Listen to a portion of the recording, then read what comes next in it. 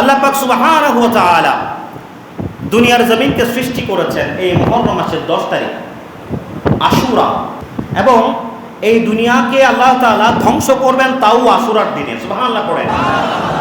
এই দিবসে আল্লাহ পাক সুবহানাহু ওয়া তাআলা কতগুলো ঘটনা সংঘটিত করেছেন জানেন?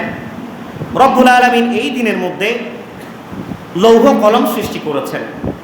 এই আশুরার দিবসে আল্লাহ পাক সুবহানাহু ওয়া তাআলা আদম হাওয়াকে সৃষ্টি করেছেন। আদমের তওবাকে কবুল করেছেন এই আশুরার দিনে, এবং হযরত দাউদ আলাইহিস সালাতু ওয়াস সালামের তওবাকে আল্লাহ তাআলা কবুল করেছেন এই আশুরার দিনে। হযরত আইয়ুব আলাইহিস সালাতু ওয়াস সালামকে রোগ থেকে মুক্তি দান করেছেন এই আশুরার দিনে। হযরত ইব্রাহিম আলাইহিস সালাতু ওয়াস সালামকে নমরুদের আগুন থেকে হেফাজত করেছিলেন এই আশুরার দিবসে। হযরত ইউনূস আলাইহিস সালাতু ওয়াস সালামকে মাছের পেট থেকে মুক্তি দান করেছেন এই আশুরার দিবসে।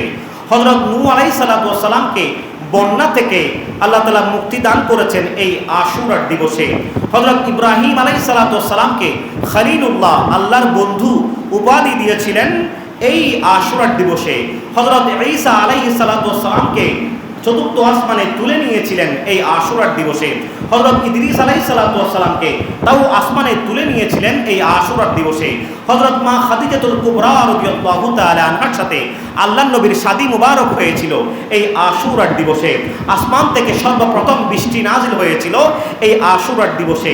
হযরত সাইয়্যিদুল মালায়েকা জিবরাইল আমিন আলাইহিস সালাতু ওয়াস সালাম সর্বপ্রথম আসমান থেকে দুনিয়ার জমিনে অবতরণ করেছিল এই আশুরার দিবসে। উচ্চস্বরে পড়ে সুবহানাল্লাহ।